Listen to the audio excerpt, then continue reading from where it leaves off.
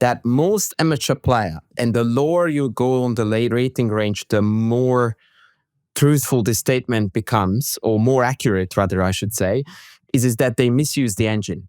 And the worst part of it is that they don't know that they misuse the engine.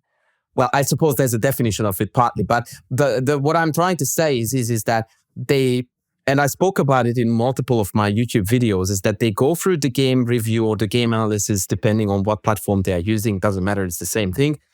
And they go like, oh, I blundered here, but they don't necessarily link the mistake made to the underlying thinking process, right? So they don't make that very honest, and that's exactly why they don't do it usually, by the way, and cruel reflection of, I made this mistake because I was thinking blah, blah, blah, and that's a faulty thought process. It takes a man and a half or a lady and a half to go like, my thinking process is totally flawed and was fundamentally wrong.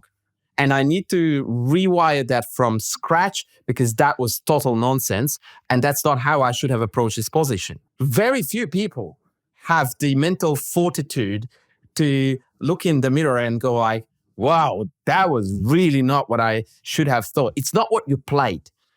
Like what they really don't understand is that the move that is terrible is not the problem. That's not what we need to fix. It's the thinking that has led to you making that mistake, right? It is almost in every single sport. It's like if you hit a tennis ball out, it's not. The problem is not that it went out. That's on the scoreboard now that you lost the point. But what we need to address is that were you late? Was your take back on point? Like, the analogies are quite adequate in my opinion. We need to look deeply into what has led to that outcome.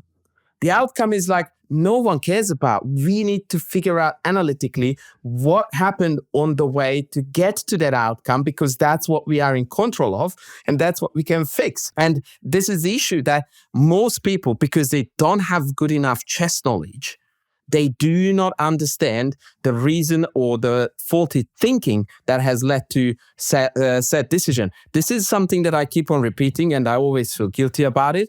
But I think that this is the reason why for chess improvement, chess coaching, in my opinion, is almost inevitable. Like there are, incredible talents who can just self-teach and learn from the engine and fly sky high, but they are the exceptions to the rule. And if every now and then someone checks in with you and goes like, I think that you misunderstand a certain concept, or clearly this game demonstrates that you don't play energetically enough, or you don't really follow chess principles, whatever.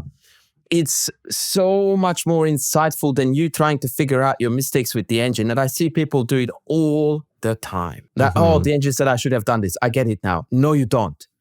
What you get now is that you know what the bad move was and you know what the good move would have been. But because of we are here talking more overarching concepts, not like knight f7 instead of knight d7, it's not going to recur again in the exact same position. It's going to recur in a slightly different setting, where again, the thinking process is going to break down the exact same way. The mistake will be repeated, but now it's going to be called knight d5, not knight f7, so we don't make the connection. And so we are repeating mistake after mistake after mistake because the thinking process is not being addressed.